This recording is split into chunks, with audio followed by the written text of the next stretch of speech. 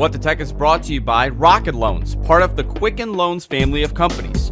Offers personal loans from $2,000 to $35,000 by visiting rocketloans.com/whatthetech. That's rocketloans.com/whatthetech. Hover. Find a domain name for your idea. Go to hover.com/WTT and get 10% off your first purchase. Again, that's hover.com/WTT. Hover. Domain names for your ideas.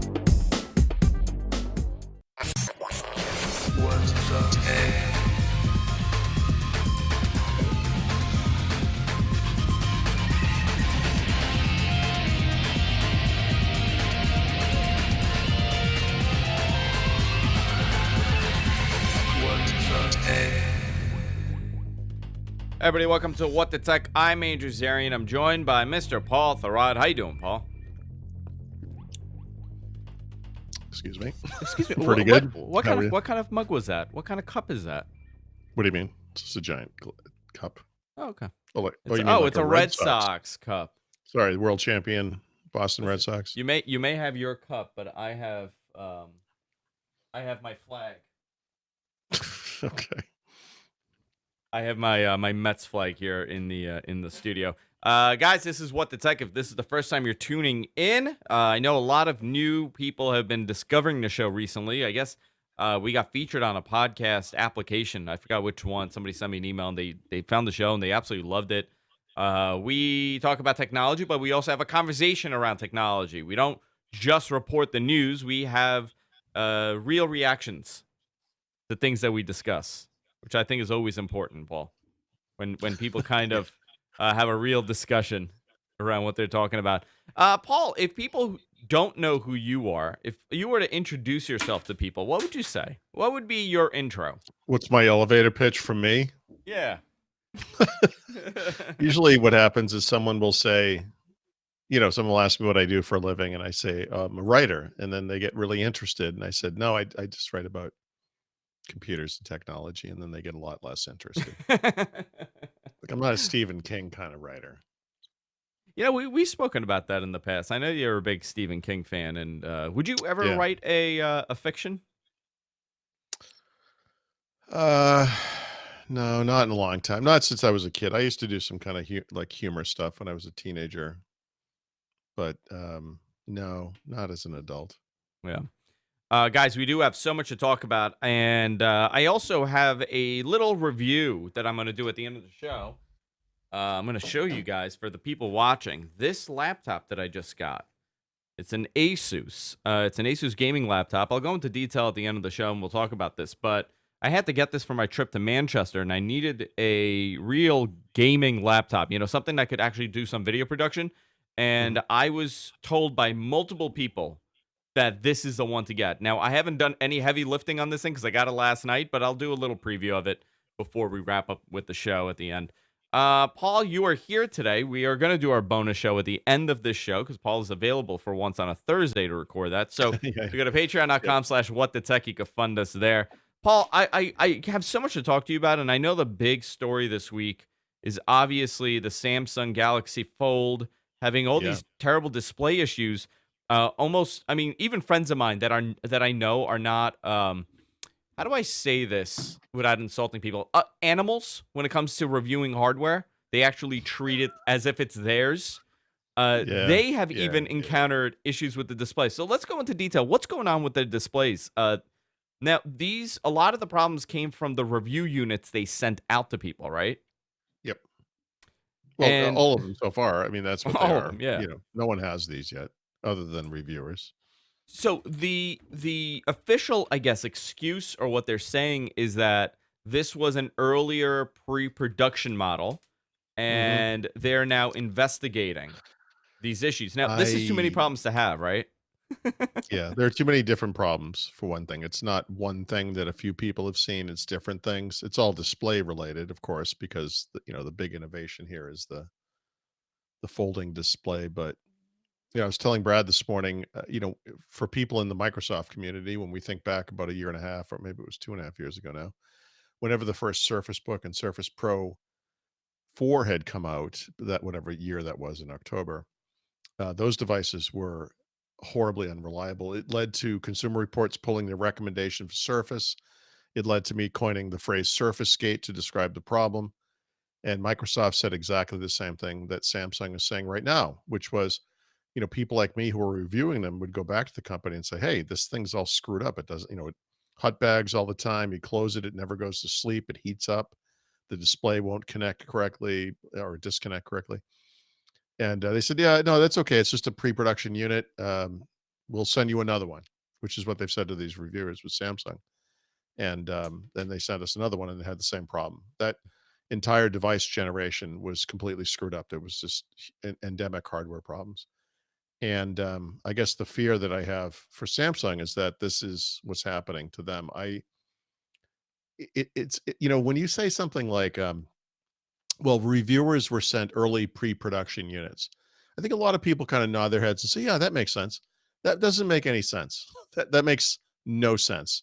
You give reviewers the hardware. Like, yeah, it may have come off of a batch a little bit earlier than the stuff, but if they're selling this thing to like actual individuals on April 26th, which is what, less than 2 weeks from 8 today? days. 8 days away? 8 Yeah. days. Okay. So yeah, it's like just a week ago.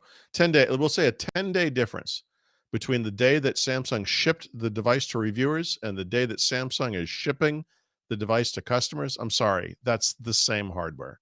There is no difference. And there's a problem. This is a problem. So, Samsung has said that, they're going to investigate it. They're taking the units back. They're going to see what happened. But, they've been testing this thing for months internally. Are you telling me that they didn't experience any of this stuff? I think they did.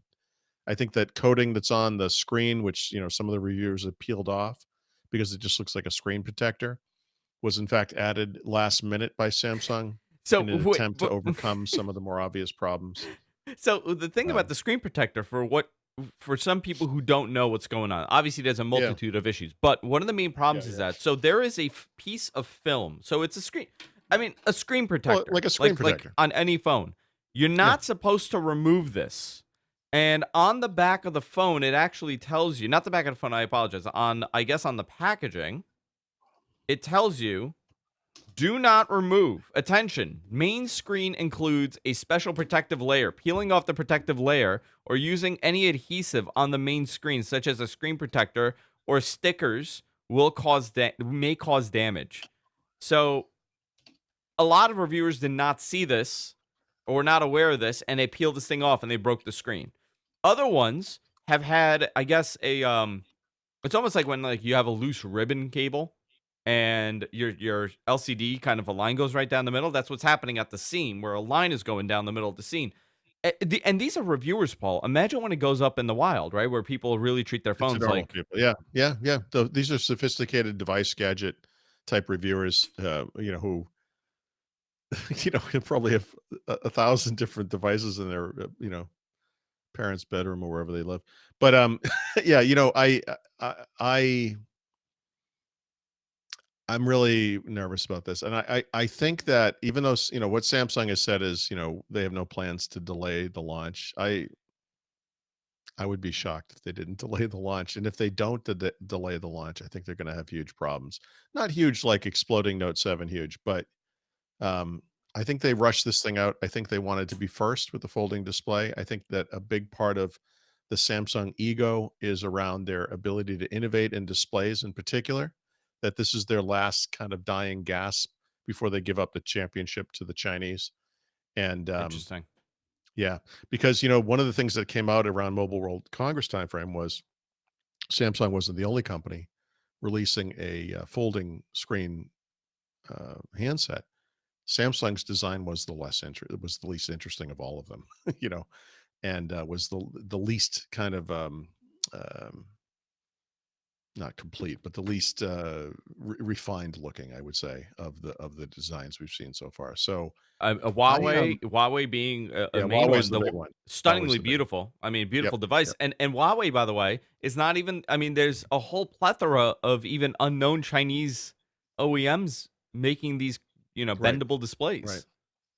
Uh, Yeah, this is a this is a shift in, problem. like you said, Samsung jumped to do this. Now, you said this won't be as big as the Note issue. I think this is Well, no, uh but well, here's why.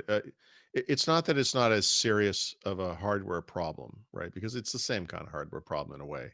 No, last time batteries were exploding and catching on fire, right? Yeah. Remember with the Note 7, Note 7 was a mainstream device that went out to all kinds of people.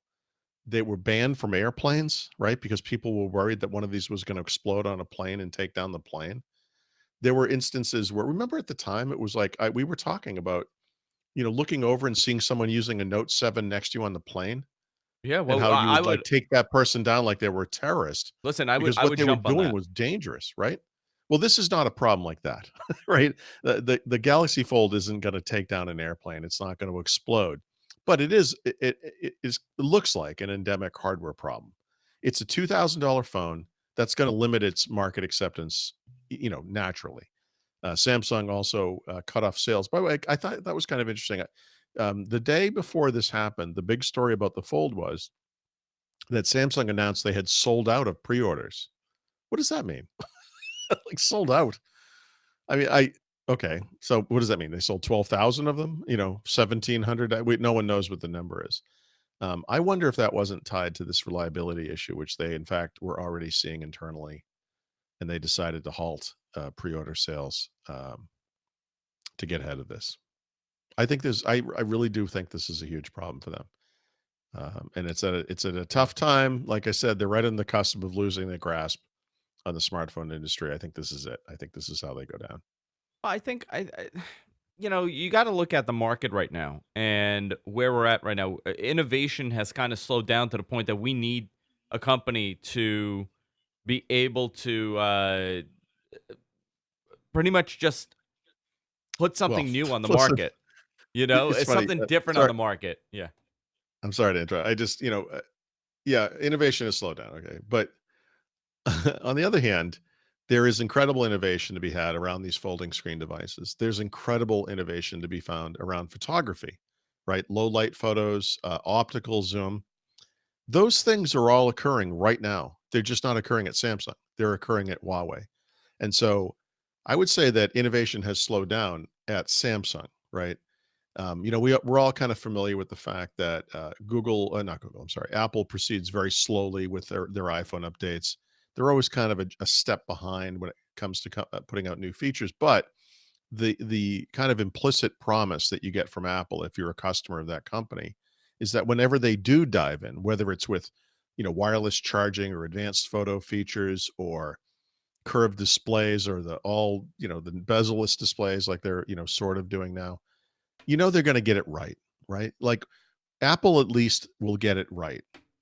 Samsung, they've always been kinda spotty when it comes to this stuff. Like, they're innovative and have been innovative, especially in displays, but I think they have tried too hard to push forward, and they're running into walls, and I think it's over, and I like I said, there's this problem coming out of China that they're not gonna be able to beat back. I think we've talked about this in the past, but, um if you look at the DxO Mark stuff or you look at any legitimate review of like the Huawei P30 Pro, that thing kicks the living crap out of everything camera Yeah. wise, The camera is stunning on including that the phone. including the Google stuff.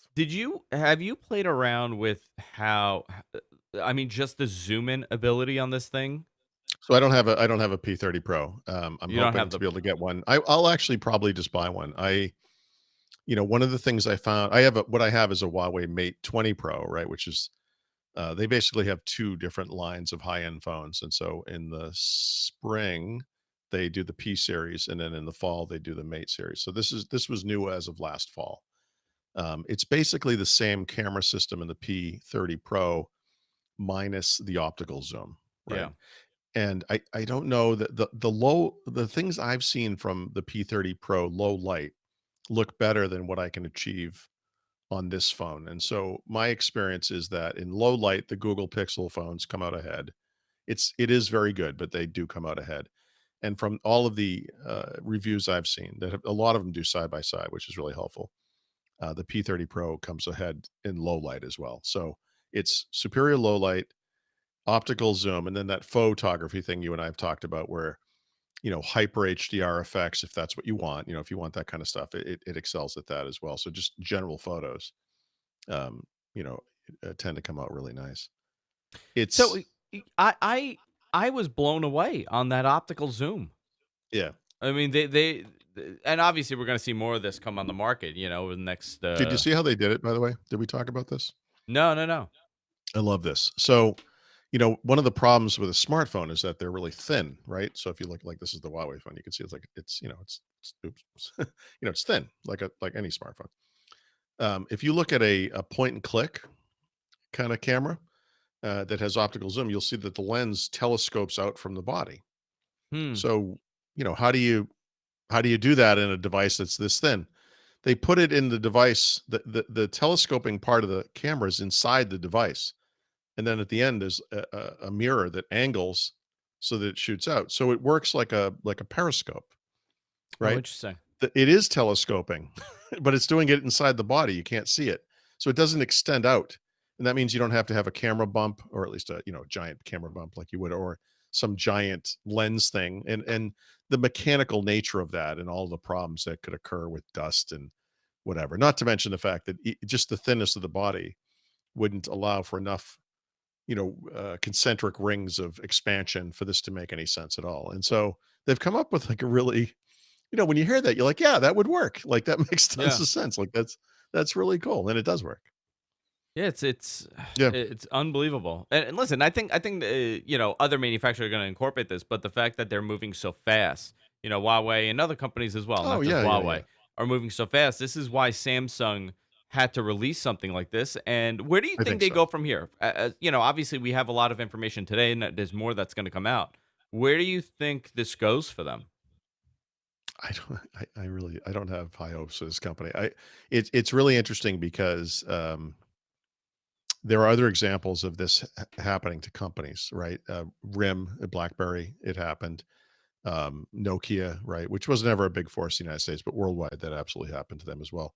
Where there was a point, 2007 to 2009, something like that, where you could go find public statements from Nokia where they were saying the iPhone was nothing to worry about. Anyone can make a touchscreen device, blah, blah, blah, blah, blah. And then it kind of collapsed. I always thought with Samsung, they always had these differentiators that I thought were important. And, recently it's been like the curved display stuff.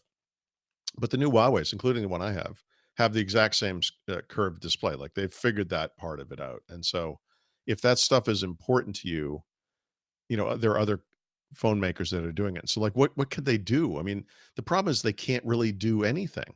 Yeah, they're These Chinese limited. phone makers are going to sell superior products for less money, basically, right? I mean, the only thing Samsung has going for them is the only thing that Apple has going for them right now, which is two things. Kind of inertia. They have some customer base. They do have certainly have like loyal customers, whatever. People have had good experiences with their products in the past and would consider them first the next time around. And then the fact that the the Huawei stuff isn't sold in the United States. So yeah, other than like Amazon or whatever. Yeah. But that's a temporary condition, and that is also very US specific. And I worldwide, I mean, a year from now, the conversation I think we're going to be having is Huawei's number one, Samsung is number two, Apple's number three, and then the rest of the top five is other Chinese companies no one's ever heard of. Yeah. And over the 5 years or whatever that comes after that, those other Chinese companies may shift into the top three as well. I feel like this is inevitable. Yeah, I agree. I don't Listen, think they can I do think anything, this is a Samsung. I think this is a great example. And then we got to move on to other thing, but this is a really good example of the pendulum kind of swinging now, where it's in a year or two, less than a year. I'm predicting less than a year. This market is going to be very different, very Yeah. very different as Yep. to who's the king and who's not, and sale numbers and things like that, because we have kind of hit the Dude. saturation market. Apple's suffering from the lack of having to upgrade every 2 years mentality, Yeah. and Samsung kind of the same thing too. Where people were Yep. jumping to every 2 years to upgrade their phone are now maybe saying, you know what, maybe I don't need to pay that extra $40 or $45 a month if I could get Sure. by on this for a while. Obviously, they're the progression, like right now I'm on a 7 Plus as my iPhone, and I'm on a Galaxy Note 9, Galaxy S9, but the progression isn't urgent enough for me to have to update every 2 years. I can wait. Well, it's also just the way like a market changes, right? You and I have often discussed this with TVs, like smart TVs, like Vizio, and how Vizio kind of upended the TV market. It kind of removed Sony as a thing in the TV market. Remember, Sony was so. What was the Sony premier brand, the high end brand that Sony had? Do you remember Bravia, for Bravia. Bravia? Yep. Sony Bravia TVs were like the ultimate. Like that was what you were going to get. You could walk. I walked into a Costco, I don't know, a couple weeks ago, and there was a TV. It's like bigger than the ones out in my living room. It's HDR10 and blah blah blah. It's all this stuff. It's amazing. QLED. It's like 689 bucks or something. I was like, "Are you kidding me?" Like, things change.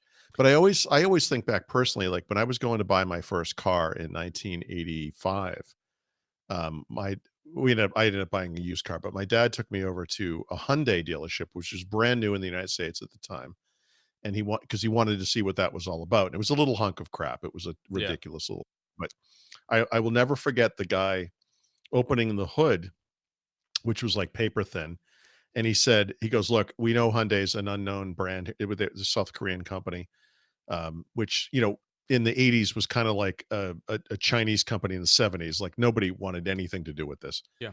And he said, "No." He goes, But you don't have anything to worry about. It has a Mitsubishi engine in it."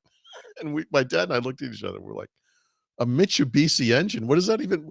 What is that? Is that good quality? We don't even. No one even M- heard of such a thing." Mitsubishi Motors, not necessarily known for their high standard, except for one. The Evo is probably the Okay, most but I mean, reliable car I they mean, ever at the made. time, it was like Yeah. you're saying nonsense. Like, it didn't mean anything to me. Today, I would say Hyundai is probably a very, um, well, they're certainly established automaker and probably pretty well respected, right? They have the whole Genesis luxury brand. I believe that there is a corporate relationship with Kia, and those cars are really well regarded. Yeah, they're But in correct. Yeah, yeah. 1985, actually, it would have been 1987. It doesn't matter, whatever it was, but 80, 85 or 87, 80 doesn't matter. One of those years. Um, they were nobody. And so I know to a lot of people listening to this, even people who are kind of like tech people, they're like, Huawei, Oppo, Xiaomi. Like, what are you talking about? You just bought an Asus computer, I did. in 2003. Asus was, I believe, at that time just starting to get into selling their computers directly to consumers.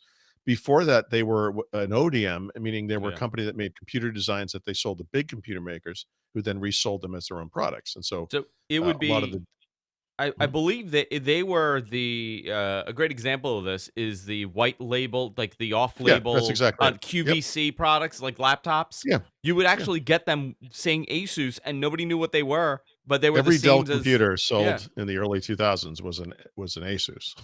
Like, you just don't know that. I mean, they were all made by Asus. So, things change. And not that Asus ended up taking over the world, but they obviously, they created a kind of new kind of business for themselves.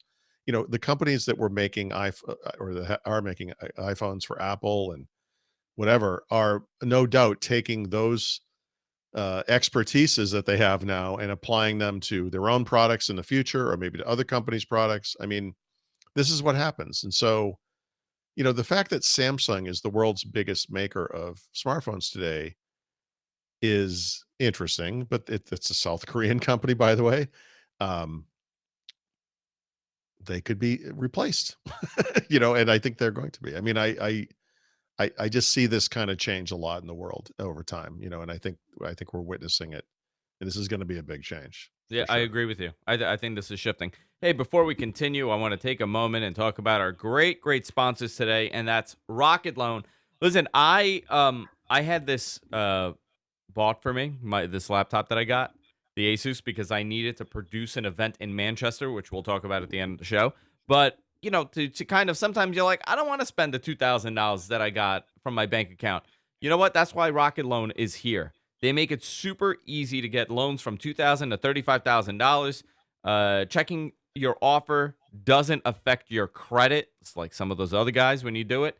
It's simple and secure online process, pre-approved offers within seconds, and no prepayment penalties. You can pay it off at any time, and it's rocket fast. This is part of a Quicken Loans family of companies. And this is a great service that they offer, whether you want to pay off a credit card bill or you want to make a important purchase for your house, maybe a new couch, maybe a new living room, hey, maybe a new TV, or you're planning on doing some sort of renovation, some home improvement. This is the place to go. To get more information, go to rocketloans.com/whatthetech. That's rocketloans.com/whatthetech. All loans are made by Cross River Bank, member FDIC. I want to thank them for supporting the show. Um, where do you want to go from here, Paul? Oh, you know what? I know what I want to talk to you about. Yeah. What's going on with these earpods? What's um, going on here? A Surface earbud? yeah. It's impossible for any company to announce earbuds today without anyone saying, "Oh, they're trying to compete with Apple." I think Microsoft understands that they're not competing with Apple, right? So Um, let me just start saying this. People are like, yeah, I got a lot of messages from people saying like, "What is Microsoft doing making ear pods? They're in the headphone market." I'm like, "Yes, they are. They've had Surface headphones for a while, yeah. and they're like So, $350 those things." yep, yep. Why anyone would buy headphones from Microsoft is unclear to me. you know, there are companies that excel at this particular kind of thing. I don't know. Um, but whatever. There's no reason for Microsoft not to expand the brand and create an ecosystem of devices. There are certainly fans of the Surface series that would buy into this kind of stuff. When Microsoft announced the Surface headphones last year, I remember sitting in the audience listening to Panos Panay describe the rationale behind this because he was saying, look, this isn't for gamers, although it could be used that way. It's not for typical consumers out in the world listening to their, I almost said Walkmans, to their, phones or whatever, although people will use it that way. But Surface is a business brand. It's a productivity brand, and he said this is for those open workspace type offices where everyone's kind of in a room together.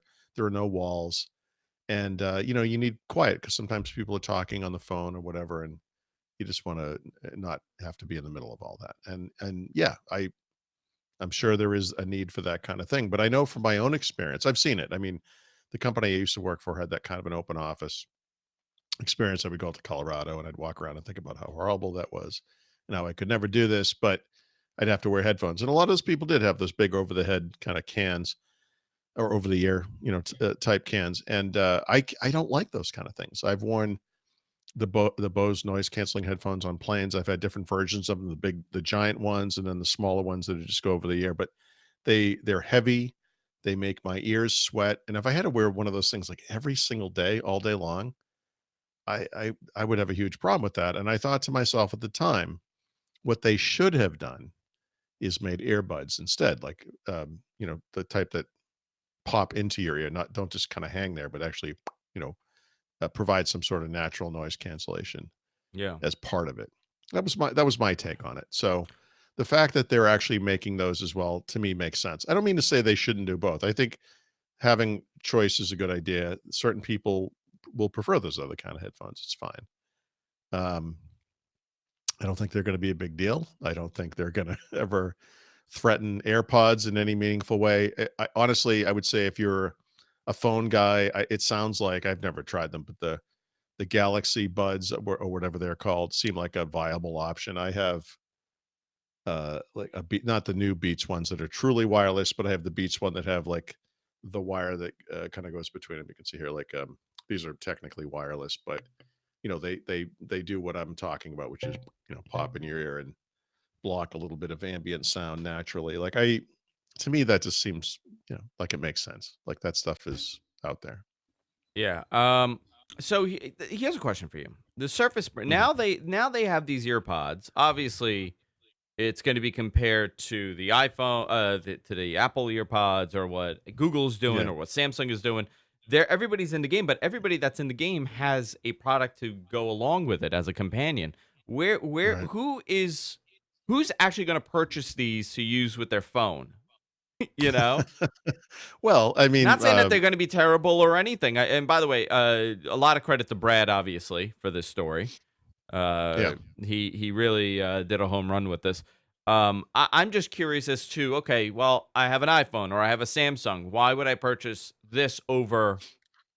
The one that's in my Yeah, ecosystem. yeah, that's a good question. I don't know. I mean, obviously, people use the same set of headphones with different devices, and so if you're a multi-device person, you have a laptop and you have a phone.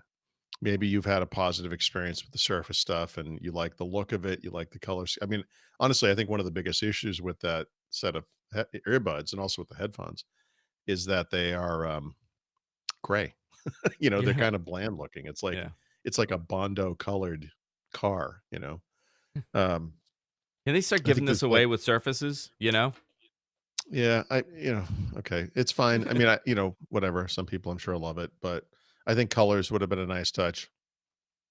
The Beat stuff, I think those come in colors. I got the white ones, but I think they have black and different color schemes, and that's great.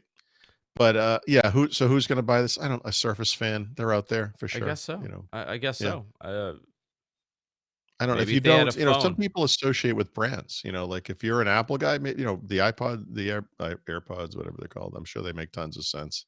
Yeah, but I mean, Um, but in mobile, who's a Surface guy in mobile, you know?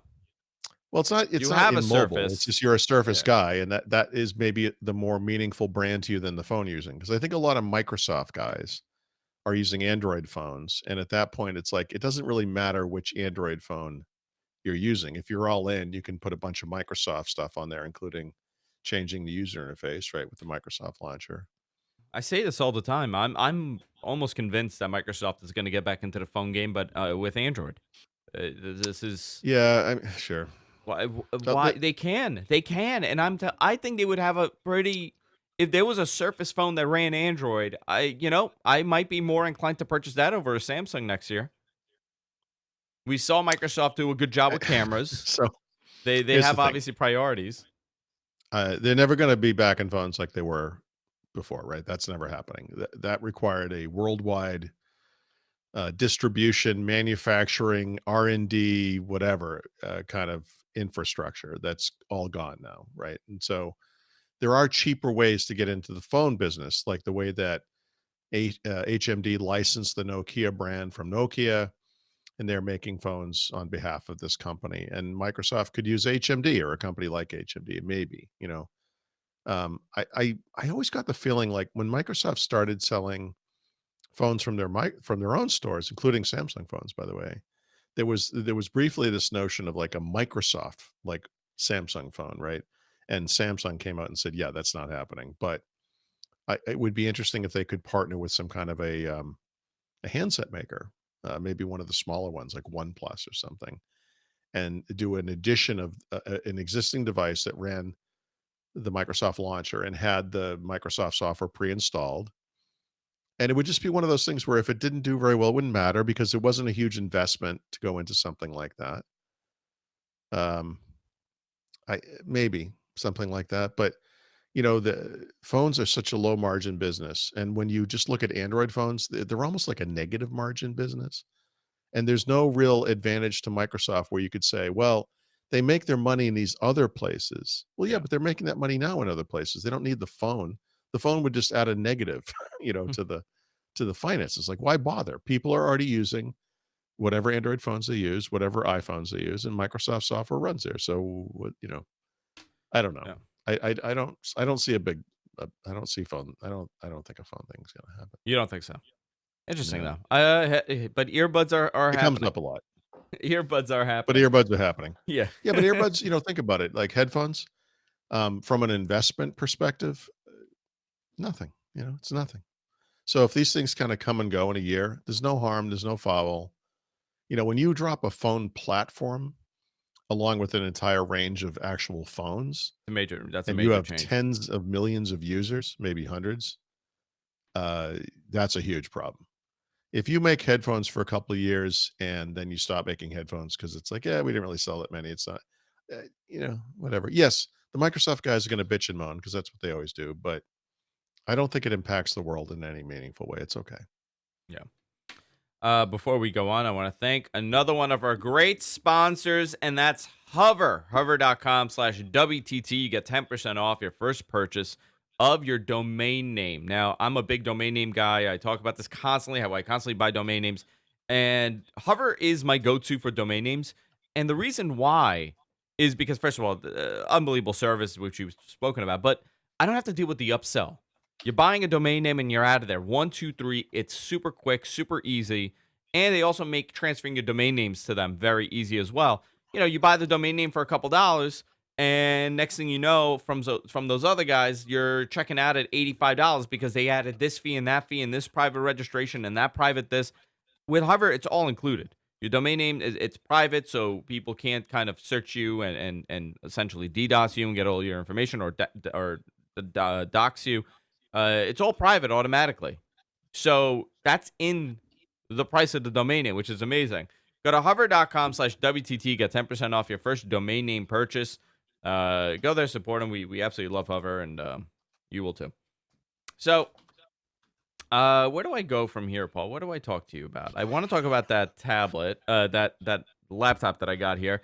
Yep. Microsoft diskless Xbox One arriving May 7th, 249.99. Not a bad price at all. Yeah, but it's still people are, because like I just said, Microsoft guys, we complain a lot. There actually have been complaints about the price on that thing. Technically speaking, an Xbox One S costs $300, right? So this is $50 cheaper. What you're not getting is the optical drive, and that's the only difference. Otherwise, they're completely identical. There's no additional new features or specification changes or anything like that. But the reality is, any Xbox console is always on sale, like always on sale. And so the Xbox One S is typically on sale for about $250. It was on sale this week at Amazon for $232, I think the price was. And so the argument is like, well, why would anyone spend 250 on this thing that doesn't have a drive when you could get a drive for the same price or less? And you may never need it for games, but you might want to pop in a DVD or a Blu-ray or something. And I hear you. But apparently what Microsoft has said is that this thing will always be 50 bucks less. And so the next time they have an Xbox One sale, which by my calendar will be anytime in the next 1 to 3 days, it's very likely that the Xbox One S all digital edition will likewise be on sale. And so, you know, we should see this thing for approximately $200 on sale sometime soon. So, yeah, I agree. It's a good price, but I wouldn't rush out to buy it now. I'm just saying, like, Xbox is on sale all the time. So wait for the sale and you could probably get it for a lot less. Since we're on the topic of, I don't know how my mic muted. That was so weird. We're on the topic of these consoles. Sony kind of put Yeah. out the specs for their next generation. What do we know for this? 8K, Yeah, so well, obviously. I'll tell you one thing we know is they announced it on the day that they knew Microsoft was announcing their new console. So Yeah, kudos to them for kind of cock blocking Microsoft. yeah. It's like Microsoft's talking about a new version of their previous generation console, not even their current gen console, and Sony comes out and talks about the next one. So that's pretty funny. Um, what we know about it is they're talking 8K graphics, backwards compatibility with PS4 games, which is really smart. AMD based, which is also true of Xbox, by the way. And we'll see. I think the baseline to expect for the next gen of consoles is going to be two things. One, that Microsoft and Sony need to be in lockstep with where they're at. There's been some weird back and forth over which one is the more powerful console in this gen. I think with the original version of Xbox One and PS4, PS4 came out ahead. But now that we've moved forward to the 4K consoles, Microsoft is ahead. And I think with the same basic architecture, which is what I believe they're going to have, uh, it would be great for developers and easier on gamers if these things were very close to each other. I bet they're going to be. But the other thing, and this is maybe the more important bit, is the current gen 4K consoles are a bit of a stretch, right? So you can get 4K and you can get 60 frames a second, but you don't often get those things together. If it's a demanding game like a modern 3D shooter, what you're going to get is lower resolution graphics in order to keep the frame rate up.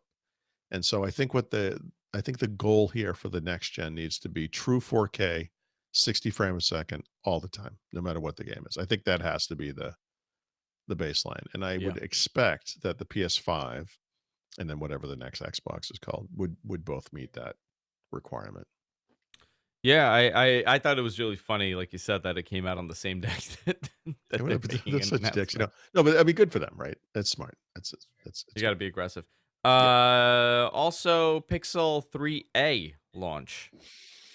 Yeah. Some hints are being dropped about this. Yeah, it's leaked all over the place, including on Google's on site, which is hilarious. Basically, what this is a mid-market version of the Pixel 3, meaning a Snapdragon 670 processor versus an 855.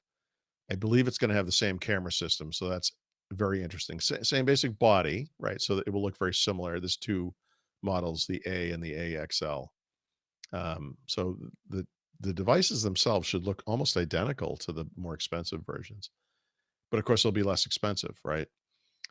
One interesting little thing here, and I this kind of blows me away. One of the big complaints about the Pixel 3 and the 3 XL, which came out last October, November, was that they only came with 3 gigabytes of RAM. And they immediately ran into performance problems around multitasking where you would switch out of, and if, in fact, I experienced this. I would be playing audio. So let's say I think it was Audible, but it could have been a podcast app or a music app. And then I would switch to the camera app to take a photo of something because I was out on a walk, and the music would stop playing because there wasn't enough RAM for it to handle both of those things at one time. Now they fixed the memory management so that it actually works even with 3 gigs of RAM. But these lower end devices are actually going to ship with 4 gigabytes of RAM, which I will say in today's world is probably the minimum that you would want out of a modern smartphone. A lot of the Samsung and Huawei and other phones are shipping with 8, 6, 8, even I think 10 or 12 gigs of RAM. Like you're seeing crazy amounts of RAM. So I think Google is trying to get ahead of that problem, although they kind of screwed over the people who bought like the more expensive phones because those actually have less RAM. Is there any news on the Pixel 4 when that announcement will come? Yeah, same thing as last year, October Yeah. timeframe. Yeah. Yeah. It's probably I'm gonna have a, bezel-less design in display front camera like you see today on the Samsungs, that kinda thing. yeah. Um, so I kind of want to talk about this laptop a little bit here because Yeah. it's interesting. You recently had you kind of got to see some of these higher end gaming laptops, right? From Acer. Yeah, and also that new line I was talking about. So Yeah. Acer last week, I was in New York, on a whirlwind tour of New York, like not planes, trains, and automobiles, but, buses, cabs, and I didn't see ferries. you at all last week, by the way, No, no one because of did. this. Yeah. I was literally taken up by this event the entire time I was there. Um So yeah, they updated a bunch of their computers. And they have computers for, they have Chromebooks, they have consumer computers, gaming computers, business computers, and then they have this new thing, right? And so I thought that was kind of interesting. They're people who follow the PC industry know that sales have fallen now for 7 years. They probably leveled off. Like I think hopefully this year we'll see an end to the falling sales. But the PC market today is about 2/3 the size that it was in 2011. So as a PC maker, whether you're a big one like HP or Lenovo or a kind of a smaller one like Acer, what you need to do is look for these sub-markets where the margins get higher and the profits are actually there, right? Because you're not going to profit off of the $300 throwaway plastic PC. You're going to profit off of a premium PC. Sure. And so there have been like literally luxury computers, like the Surface computers fall in this category, the MacBook Pros fall into this category, and companies are trying to emulate Apple in that space. And then there are gaming computers. Those have been the two big markets that have been profitable for PC makers. But what Acer found out was that two things with gaming PCs. One was that the people who buy gaming PCs and actually use them to play games also, of course, use them to do other things. And they've actually gone back to Acer and said, "Hey, we do use this for gaming, but there's this other functionality that we would like, and we'd like it if these computers were a little bit better for that, productivity kind of work." And like that's kind of interesting. But the other group, by the way, is the group is includes you because you just bought this Acer computer for the Asus. exact I same bought an reason. Asus. Asus, I'm sorry, Yeah. for the exact same reason as these other as Acer made this Concept D thing, which is this: they had people who were not gamers who came to Acer and said, "Look, we want to buy a computer that has these performance attributes because we need to do engineering work or 3D or video rendering or whatever it is. We're never going to play games. But the only computers you sell that meet our needs are these gaming computers." And they're which have these like bulky and they're giant ugly. fans. Yeah, they have Yeah. like 3 hours of battery life. You know, and they're like, "Look, what we want is a computer that has that power, but doesn't look obnoxious like a gaming computer and doesn't necessarily cost $4,000 like a MacBook Pro." And so they came up with this thing called Concept D, and it's a series of it's not just like a one-off thing. This is what's interesting. It's a whole series of computers. And so they have desktop computers and laptops, they have displays, they have other peripherals. So they kind of span price ranges and needs, different sizes, with screens and so forth. And the basic deal is like they try to get as close as possible to gaming PC class performance, but they always want to hit what they call the library quiet thermals, right? So that this Yeah. thing never sounds louder than a typical library. And I actually looked this up because they said it's 40. I think it was 40 decibels if I get that 40 number right off the dB. top of my head. 40 dB. If you look up library quiet, it's 40. It's 40 dB.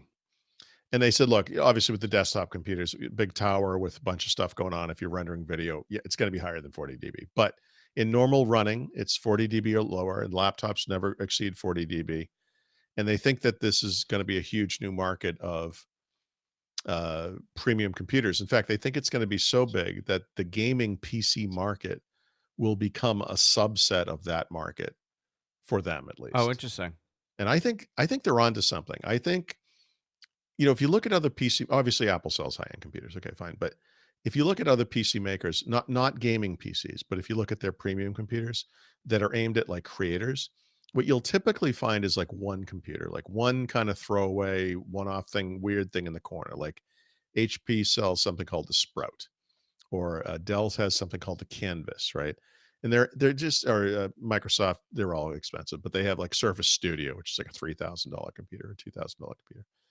Um, their whole thing is like, look, we want this to be a line of products that spans different price ranges. So not anybody, but anyone who actually needs anyone who's a creator of some kind can afford to get into this market. So it's it. I think it's a. I think I think this is like it makes sense to me. Like I think this. It's one of those things. You sit in a press conference, you're like, yeah, yeah, yeah, whatever. And as they're describing this, I was like, actually, this makes sense. Yo, I think that there is a market. So here's the interesting thing. So here's what I Yeah, got. I'll show you. This is if people want the model. It's an Asus Zephyrus M. great name. Yeah, the Zephyrus. Is it a I had to 15-inch screen? It's a 15-inch screen. So I mean Yeah, it's pretty it's not that small. I got my smudges on here. But it is a beautiful laptop and it's thin if you think about it. If you look at yeah, the yeah, for what how it big is. this is. So what it does, which is interesting, for to get it this thin and for it to cool, when you open it, the bottom piece, the plate on the bottom opens along Right, with it. So I don't know if you could see right, that right. opening. So it's not venting down, which is So often counterproductive, especially if you're laying on a bed, by the way, yeah. when all you're doing is heating it up. So Yeah, it's so giving you room to blow it out the back. exactly, the sides and the back, mostly the back, which is interesting, but it's a beautiful laptop. I mean, it's stunning. It has a color RGB keyboard, so this changes. It's a matte finish on the display. It's a beautiful 1080p display, great refresh rate, 144 What refresh what what rate. did you need this for? Like, why do So you need this kind of computer?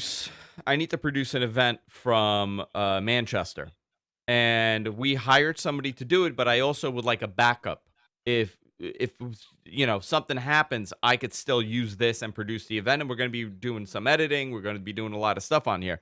So I needed something that's portable and Mhm. can handle 1080p video production.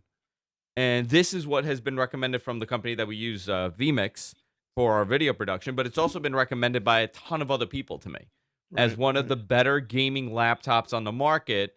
That aesthetically, it's great. It's a great looking laptop, but it also, it gets the job done. It has Thunderbolt. It has I mean, essentially everything on this thing that you would want.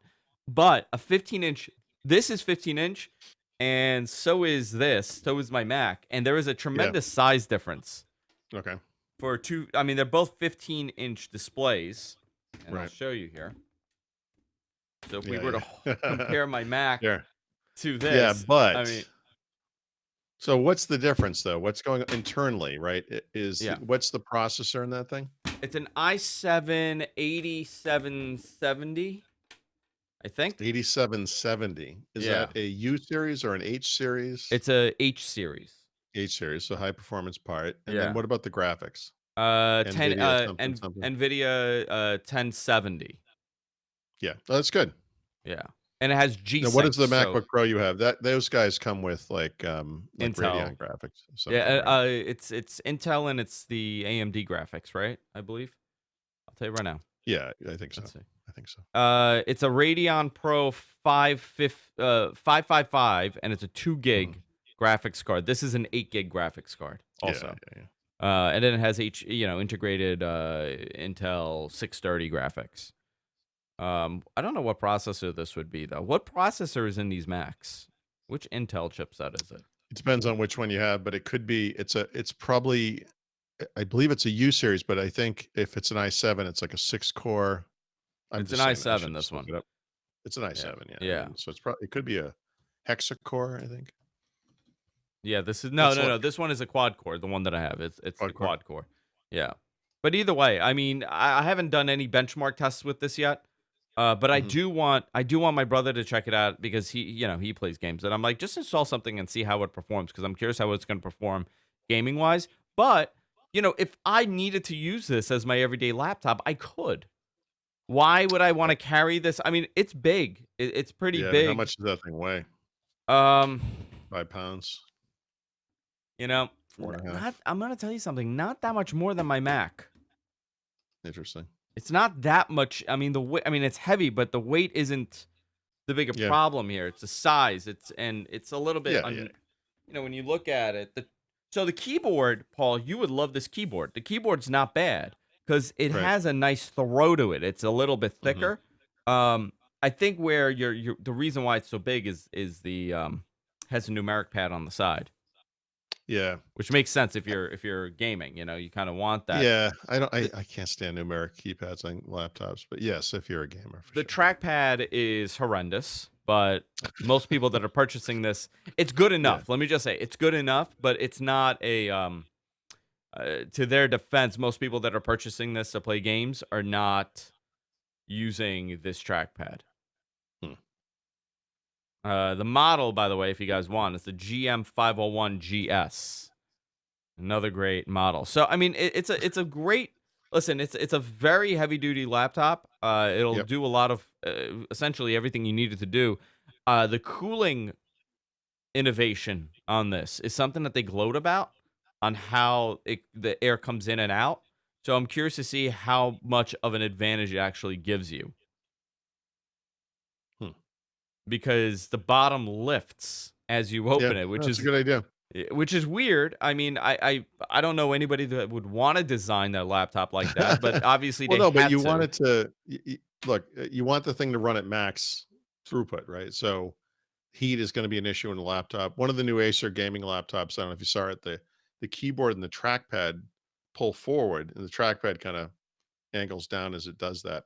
And what that does is it leaves a giant area at the top under the screen with two big fans and it can vent out of the top and that lets you actually overclock the device because Yeah. the venting and the cooling is so much better.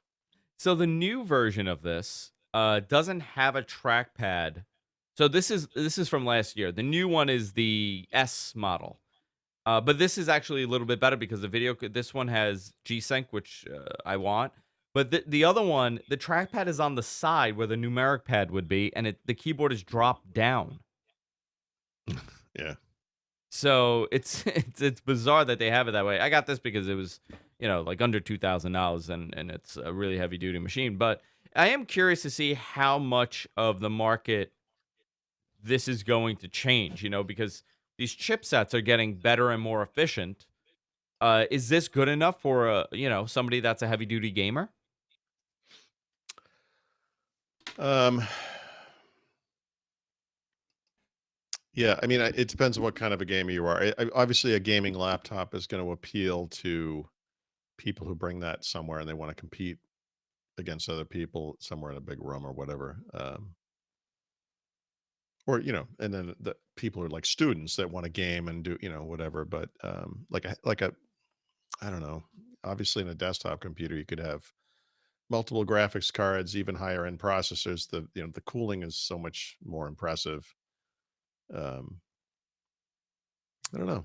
I mean, I it's 1080p too. That's the other thing. I mean, It is 1080p. That's that's yeah, that's that's 1080p. part of the But but a lot of gamers, depending on your budget, they would take the lower res, bump up the frame rate, graphics quality, et cetera, et cetera. It's probably still fine. I mean, I don't know.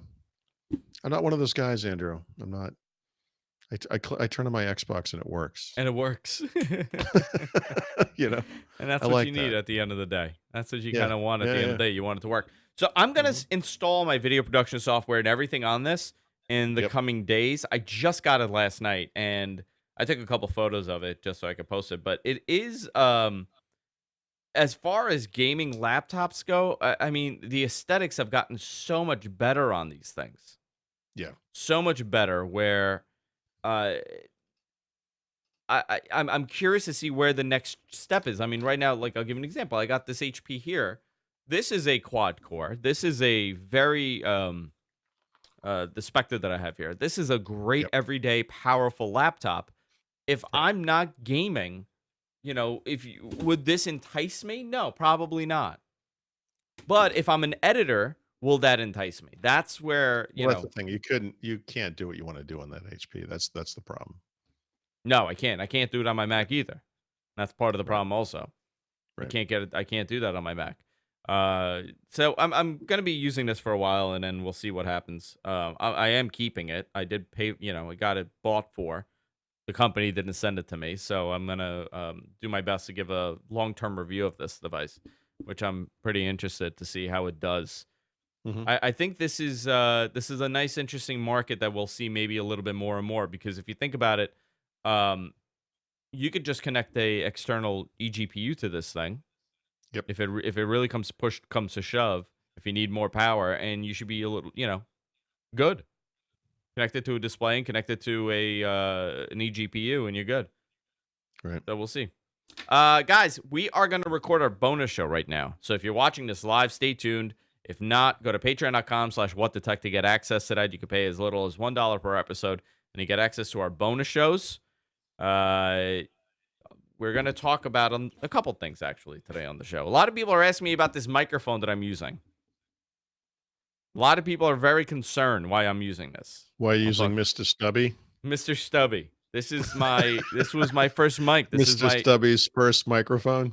my Electro Voice Cardinal. There's nothing wrong with my Neumann. I just swapped it out for a little bit. I wanted something a little different. For all things Paul, go to Thurrott.com. Anything coming up, Paul, that you want to plug? Uh, no. I'm gonna be away this weekend. Nobody cares about that. I think my next thing is probably Build. I'll be in Seattle beginning of May. Beginning of May. Yeah. I think So that's we it. have some time. We have a couple of weeks. I think so. Yeah. All right, guys. That's it for this week. If you're watching this, go to patreon.com/whatthetech and fund us and get access to our bonus show. We're going to talk about a couple things after this. See you guys later.